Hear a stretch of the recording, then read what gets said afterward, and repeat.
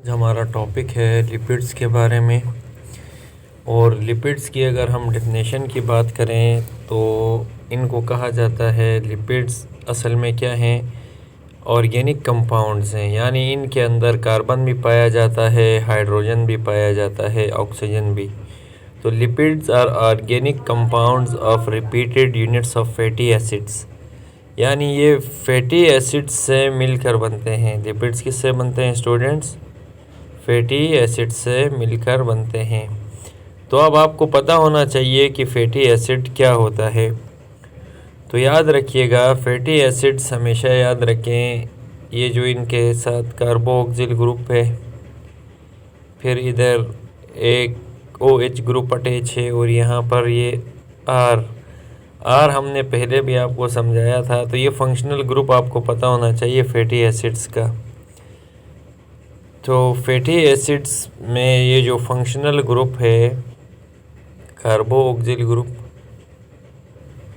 और एक तरफ ये R होता है, ये वेरिएबल है। इसमें कोई भी कंपाउंड आके, हाइड्रोजन भी आके मिल सकता है, ऑक्सीजन भी आके मिल सकता है। और यहाँ एक तरफ क्या होता है, OH ग्रुप अटैच होता है। तो ये जो हमने फंक्शनल ग्रुप बनाया है स्टूडेंट्स, ये याद रखिएगा, इसको हम कहते हैं फैटी एसिड्स का। क्योंकि हमने कहा था लिपिड जैसे ऑर्गेनिक कंपाउंड्स हैं जो यानी रिपीटेड यूनिट्स से बने हैं फैटी एसिड्स के। तो ये आपने याद रखना है। फिर फैटी एसिड्स दो तरह के हैं, सैचुरेटेड फैटी एसिड्स और अनसैचुरेटेड फैटी एसिड्स। वो बाद में समझाएंगे, अभी फिर लिपिड्स की तरफ आते हैं। लिपिड्स इम्पोर्टेंट भी हैं, बहुत अहम हैं, और इनके अंदर बच्चे ये बायोलॉजिकल मॉलिक्यूल्स हैं। यानी ये प्लांट्स में भी पाए जाते हैं और एनिमल्स में भी पाए जाते हैं। और ये डाइवर्स हैं। डाइवर्स का मतलब there are variety of biological molecules that are named as lipids, जिनको हमने लिपिड्स का नाम दिया। ये प्लांट्स में भी होते हैं और एनिमल्स में भी पाए जाते हैं, जिनके हम बाद में टाइप्स डिस्कस करेंगे। तो अभी फ़िलहाल ये जनरल चीज़ें याद रखें। द टर्म लिपिड को पहली बार प्रपोज किया था 1943 में। और ये अब इनकी देखें स्टूडेंट्स, कुछ खुसूसियात बताते हैं। ये जो लिपिड्स हैं जिन्हें हमने बायोमॉलिक्यूल्स कहा, ये इनसोल्यूबल है वाटर में, यानी ये डिज़ोल्व नहीं हो सकते वाटर में, and soluble in organic solvents. Organic solvents में जैसे स्टूडेंट्स याद रखिएगा, एक तो ईथर है हमारे पास, ये एक ऑर्गेनिक सॉल्वेंट है, और अल्कोहल्स हैं, जैसे ये ग्लाइसरॉल है हमारे पास, ये हमारे पास क्या है स्टूडेंट्स, एक अल्कोहल है।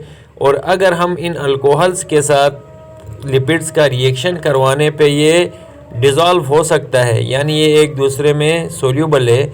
तो इसका मतलब क्या हुआ कि ये ऑर्गेनिक सॉल्वेंट्स में डिज़ोल्व हो सकता है, जैसे ईथर हो गया या अल्कोहल हो गया। तो जिसमें हमने ग्लाइसरॉल की एग्जांपल दी, ये भी क्या है, एक ऑर्गेनिक सॉल्वेंट है और वाटर इसमें सोल्यूबल है। जबकि लिपिड्स के अंदर यानी वाटर के अंदर लिपिड्स इनसोल्यूबल हैं। इसकी भी वजह है स्टूडेंट्स, याद रखिएगा, क्योंकि हमने आपको बताया था ये जो लिपिड्स होते हैं, इन कंपाउंड्स के अंदर कार्बन भी पाया जाता है, हाइड्रोजन, ऑक्सीजन, यानी ये सारे एलिमेंट्स पाए जाते हैं।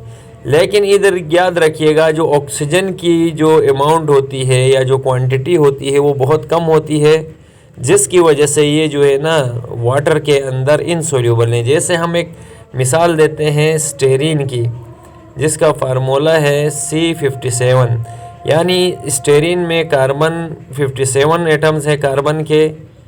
हाइड्रोजन की बात करें तो 110 एटम्स है, मैक्सिमम तादाद है देखें यहाँ हाइड्रोजन की।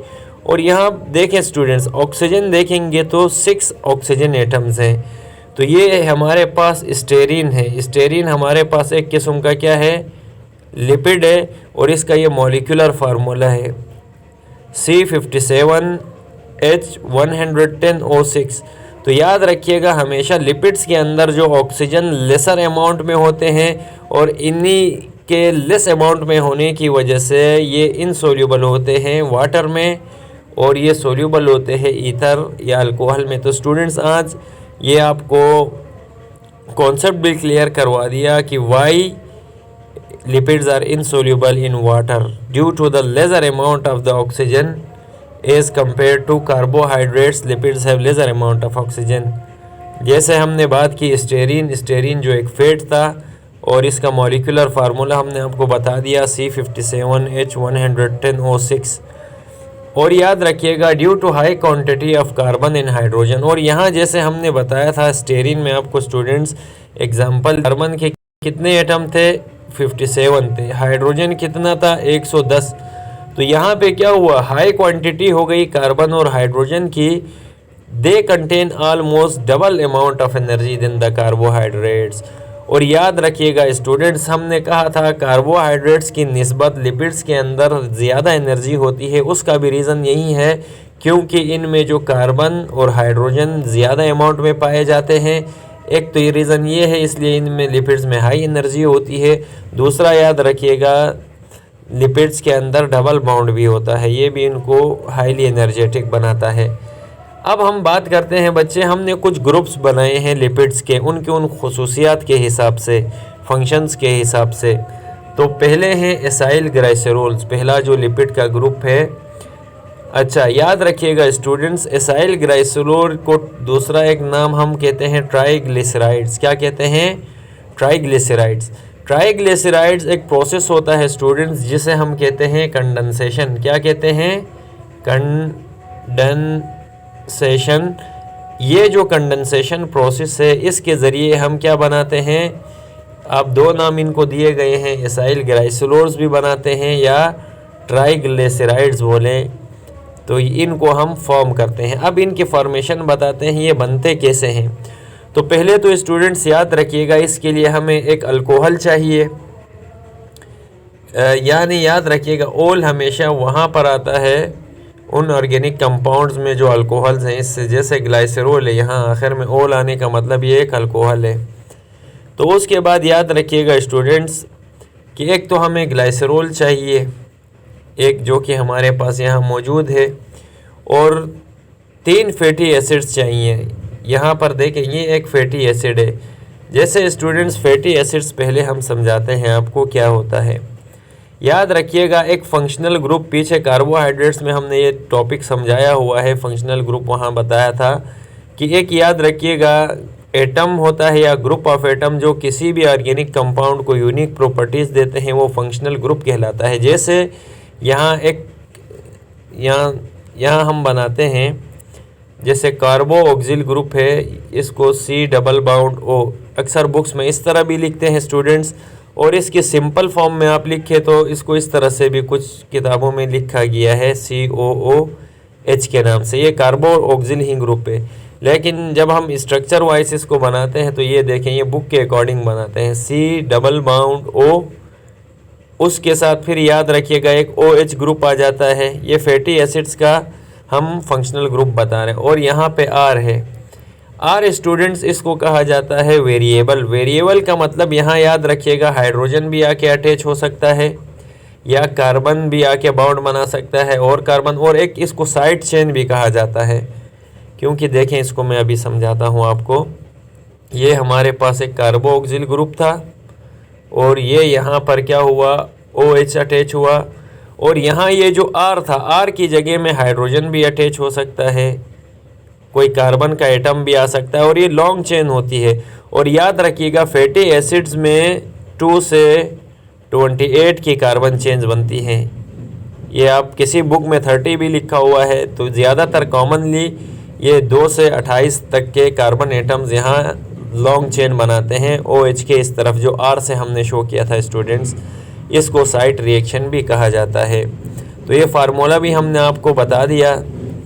तो याद रखिएगा एक तो ग्लाइसरोल है हमारे पास, तो ग्लाइसरोल में ये देखें, ये तो हमने कहा ये जो कंडेंसेशन होती है, कंडेंसेशन में यानी ये वाटर रिमूव होता है। जब ग्लाइसरोल और 3 फैटी एसिड्स आपस में मिलते हैं तो वाटर के उस रिमूवल को कहा जाता है कंडेंसेशन। क्या कहते हैं, कंडेंसेशन। तो यहाँ पर ये इनके कंडेंसेशन की वजह से यहाँ 3 फैटी एसिड्स थे, ये एक फैटी एसिड, ये दूसरा फैटी एसिड और ये तीसरा फैटी एसिड, ये बीच में कार्बो ऑक्सिल ग्रुप, ये वेरिएबल अल्काइल ग्रुप है और ये हाइड्रो ऑक्सिल ग्रुप है।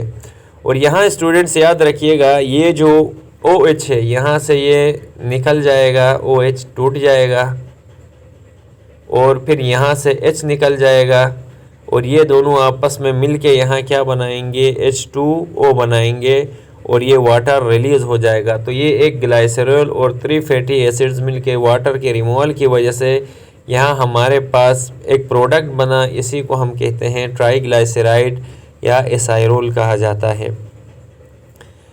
अच्छा, और बच्चे इनको फैट्स या ऑयल्स भी कह सकते हैं आप। They can be defined as esters of glycerol and fatty acids. और याद रखिएगा स्टूडेंट्स, जैसे हमने कहा था ये अगर एक अमाइनो एसिड था, ये दूसरा अमाइनो एसिड, उनके दरमियान जो बाउंड बना था वो पेप्टाइड बाउंड था और जो कार्बोहाइड्रेट्स में ग्लाइकोसाइडिक बाउंड था। इसी तरह लिपिड्स के अंदर याद रखिएगा एक ग्लाइसरॉल है ये और दूसरा ये फैटी एसिड्स है, इनके दरमियान जो बाउंड बनता है इसको कहते हैं ईस्टर बाउंड। क्या कहते हैं? ईस्टर बाउंड कहा जाता है, ये याद रखिए। ईस्टर बाउंड में क्या होता है, एक अल्कोहल, जैसे ग्लाइसरॉल हमारे पास एक अल्कोहल है। क्यों अल्कोहल है स्टूडेंट्स? अब याद रखें, अल्कोहल का मैं फार्मूला बताता हूँ।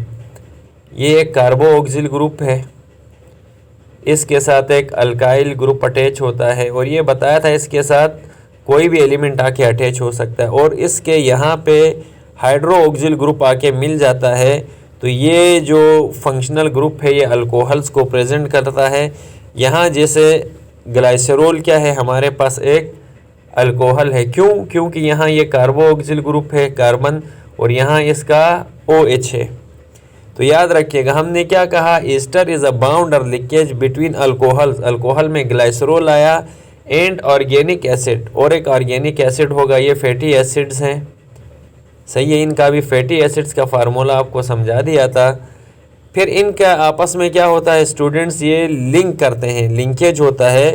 तो यहाँ से ये फैटी एसिड अपना OH देता है और इधर से ये अल्कोहल अपना हाइड्रोजन देता है और बाय रिमूविंग वाटर, इसकी वजह से H2O यहाँ रिलीज़ होगा और इसी रिएक्शन को हम क्या कहते हैं, जिसमें वाटर रिमूव होके फैट्स और ऑयल्स में ये कन्वर्ट होता है, इसको हम कहते हैं एस्टरिफिकेशन कहा जाता है। अब याद रखिएगा स्टूडेंट्स, ग्लाइसरॉल जैसे कि अभी डायग्राम में भी दिखाया था ट्राई हाइड्रोऑक्सी अल्कोहल है। याद रखिएगा इसको ट्राई हाइड्रोऑक्सी इसलिए कहा जाता है, यहाँ देखें यहाँ पर ऑक्सीजन भी इसके पास कितने हैं, 3 हैं। ठीक है स्टूडेंट्स, और ये यहाँ पे 3 हाइड्रोजन भी रिलीज़ कर रहा है, इसलिए ट्राई हाइड्रोऑक्सी कहा इसको। ट्राई हाइड्रोऑक्सी अल्कोहल है। अल्कोहल इसलिए कहा क्योंकि इसके कार्बोऑक्सिल ग्रुप के साथ यहाँ पे क्या आया हुआ है, OH आया हुआ है और साइड में कार्बोनाइल ग्रुप है, इसीलिए इसको कहा हमने अल्कोहल है। Made 3 carbon atoms each containing OH group. याद रखिएगा इसके अंदर ग्लाइसरॉल में ये पहला कार्बन, ये कार्बन नंबर 2, ये कार्बन नंबर 3 और हर कार्बन के साथ एक OH ग्रुप अटैच है, हाइड्रोऑक्सिल ग्रुप अटैच है, ये आपने देख लिया। While fatty acid is type of organic acid containing one carboxylic acid group with long hydrocarbon chain।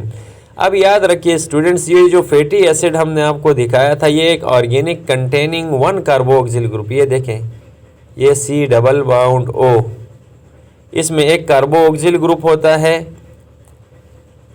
With long hydrocarbon chain, और यहाँ पर देखें ये हाइड्रोकार्बन है।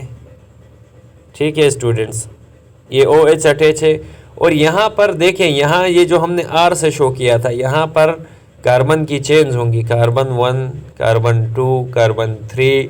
इसी तरह हमसे ये कहा था कि ये 2 से 28 तक कार्बन की चेन्स यहाँ अटैच हो सकती हैं, 4, 5, 6, 7, 8। इसी तरह से ये अभी जैसे हमने इसको ट्राईग्लाइसरॉल क्यों कहा स्टूडेंट्स, क्योंकि यहाँ ये जो अल्काइल ग्रुप था जिसे R से शो किया है, यहाँ अगर 3 कार्बन एटम हो ये ट्राईग्लाइसरॉल है। अगर ये देखें, अगर हमारे पास ये कार्बोऑक्सिल ग्रुप है, ये OH है और यहाँ पर 4 कार्बन आके अटैच हो गए, 1, 2, 3, 4, ये कार्बन नंबर 1, ये कार्बन नंबर 2, ये कार्बन नंबर 3, तो अब ये जो फैटी एसिड बना इसको हम क्या कहेंगे, टेट्राग्लाइसराइड। क्यों, इधर 4 कार्बन एटम्स हैं। तो याद रखना स्टूडेंट्स कि हमेशा जो ऑर्गेनिक फैटी एसिड होता है ये एक ऑर्गेनिक एसिड है, इसमें एक कार्बो ऑक्सिल एसिड ग्रुप होता है और कार्बन्स की लॉन्ग चेन होती है। ये जो अभी हमने आपको दिखा दिया था यहाँ पर कि कार्बन के इस तरफ जो R से हमने शो किया था, यहाँ कार्बन 2 से 28 तक हो सकते हैं। इसको लॉन्ग चेन या साइड चेन भी कहा जाता है और इसके इस तरफ OH ग्रुप, ये इनका स्ट्रक्चर होता है। तो ये जो फैटी एसिड भी समझ आ गया होगा। When 3 fatty acids combine with glycerol at 1 OH form 3 ester bounds. यहाँ क्या होगा स्टूडेंट्स, पीछे जैसे दिखाया था कि जब ये 3 फैटी एसिड्स क्या करेंगे, कंबाइन करेंगे ग्लाइसरॉल के साथ और हर किसी का उनके OH के साथ, तो ये 3 ईस्टर बाउंड्स बनेंगे। यहाँ देखें, यहाँ ये जो फैटी एसिड था ये ग्लाइसरॉल के साथ बाउंड बनाएंगे और ये 3 फैटी एसिड्स, क्यों 3H2O रिलीज़ हुए तो इसलिए ये 3 फैटी एसिड्स बनाएंगे OH के साथ। At 1 OH they form 3 ester bound a compound called triglycerol. और इससे यहाँ पर ये जो कंपाउंड बना स्टूडेंट्स, इसको हमने क्या कहा, ट्राईग्लाइसरॉल कहा। क्या कहा, ट्राईग्लाइसरॉल। तो ये these glycerols are neutral in nature, ये न्यूट्रल होते हैं नेचर में। Because all 3 hydroxyl groups of glycerol become bounded with fatty acids. इनके ऊपर कोई चार्ज नहीं होता, क्यों, क्योंकि ये OH लेफ्ट कर जाता है, तो इनको इसीलिए क्या कहा, ये न्यूट्रल होते हैं और इनको ट्राईग्लाइसरॉल कहते हैं। अब इनकी स्टूडेंट्स हम आपको बताएंगे कि हमने इनको डिवाइड किया गया है सेचुरेटेड फैटी एसिड्स या एसाइल ग्लाइसरॉल बोले और अनसेचुरेटेड एसाइल ग्लाइसरॉल। तो अब याद रखिएगा स्टूडेंट्स, ये जो सेचुरेटेड फैटी एसिड्स होते हैं या एसाइल ग्लाइसरॉल या फैट्स, ये सेचुरेटेड क्यों कहलाते हैं, क्योंकि याद रखिएगा इनमें क्या होता है, सिंगल बाउंड होता है, डबल बाउंड नहीं होता। इनके कार्बन एटम, जैसे यहाँ ये स्टेरीन है, यहाँ ये कार्बन कार्बन के दरमियान क्या है, सिंगल बाउंड है। ये देखें स्टूडेंट्स, ये फैटी एसिड्स का फार्मूला है जैसे हमने बताया था। ये C डबल बाउंड है, ये कार्बो ऑक्सिल ग्रुप और यहाँ पे OH अटैच है और ये R पे ये साइड चेन का था, ये कार्बन 2 से 28 तक अटैच हो सकते हैं। ये स्टेरिक एसिड है, तो यहाँ पर ये स्टेरीन है, तो ये साइड चेन कहलाता है, इसको साइड चेन कहते हैं। यहाँ पे बहुत सारे कार्बन अटैच हो सकते हैं। तो ये हमने आपको समझा दिया स्टूडेंट्स की सेचुरेटेड एसाइल ग्लाइसरॉल्स हमेशा सिंगल बाउंड बनाते हैं कार्बन एटम्स के दरमियान, जैसे स्टेरीन है यहाँ पे। इसी तरह अनसेचुरेटेड एसाइल ग्लाइसरॉल्स, और ये ज़्यादातर फैट्स होते हैं और फैट्स ज़्यादातर रूम टेम्परेचर पे ये क्या होते हैं स्टूडेंट्स, सॉलिड होते हैं। ये इनकी और एक खसूसियत होती है जो बुक में नहीं दी हुई, हमने आपको बता दी है। अच्छा, उसके बाद याद रखें जो अनसेचुरेटेड फैटी एसिड्स हैं हमारे पास या एसाइल ग्लाइसरॉल्स, वो ऑयल्स हैं और ये ज़्यादातर लिक्विड फॉर्म में होते हैं और ये 1 और मोर देन 1 डबल बाउंड, इनके दरमियान ये देख सकते हैं एक डबल बाउंड यहाँ है, 1 और मोर 2 डबल बाउंड भी हो सकते हैं। तो ये लिनोलिक एसिड इसकी एग्जांपल है अनसेचुरेटेड की। ये जो कार्बन एटम्स के दरमियान हमेशा डबल बाउंड होगा। डबल बाउंड को 2 लाइनों से शो किया जाता है, जैसे कार्बन कार्बन है, यहाँ 2 लाइनें लगाई तो इसका मतलब है डबल बाउंड है। अगर हम यहाँ कहते हैं ये जो कार्बन कार्बन के दरमियान एक सिंगल लाइन लगाने का मतलब है ये बाउंड सिंगल बाउंड है यहाँ पे। तो ये भी स्टूडेंट्स आपको पता चल गया होगा। दे हैव, अच्छा इनकी क्या होती है, स्टेबल स्टेट में होते हैं और स्टेबल होने का मतलब क्या है कि ये रूम टेम्परेचर पे लिक्विड होते हैं, फाउंड इन प्लांट्स में पाए जाते हैं और इन्हें ऑयल्स कहते हैं। और ये लिनोलिन, ये जो लिनोलिक एसिड है या ये जो ऑयल है ये हम सीड्स से हासिल करते हैं। और ये जो एसाइल ग्लाइसरॉल एनर्जी देते हैं मुख्तलिफ़ मेटाबॉलिक एक्टिविटीज़ के लिए और उनसे एनर्जी रिलीज़ होती है। और कार्बोहाइड्रेट्स की निस्बत इनमें डबल अमाउंट ऑफ एनर्जी होती है। और ये एस्टिमेट किया गया है कि जो एक पर्सन एवरेज का साइज़ होता है उसके अंदर अगर 16 kg फैट्स है तो उसके अंदर 144 × 10³ किलो कैलोरीज एनर्जी, इतनी ज़्यादा एनर्जी स्टोर होती है। तो स्टूडेंट्स टॉपिक थोड़ा लेंथी हुआ, क्योंकि ये थोड़ी कंसेप्चुअल चीज़ें थी जो आपको समझानी थी।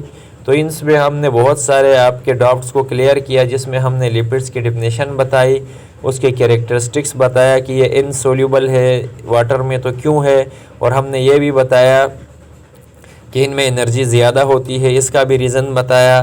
फिर हमने यहाँ पर जो है आपको एसाइल ग्लाइसरोल के अंदर फैटी एसिड्स का फंक्शनल ग्रुप के बारे में भी बताया, फिर ग्लाइसरोल के बारे में भी, फिर एस्टर बाउंड क्या होता है वो भी समझाया, एस्टरिफिकेशन समझाई, और इसी तरह से हमने ये पूरा रिएक्शन आपको समझाया। फिर सेचूरेटेड और अनसेचूरेटेड की एग्जांपल्स भी दी इनकी। तो उम्मीद है ये टॉपिक भी आपको समझ आ गया।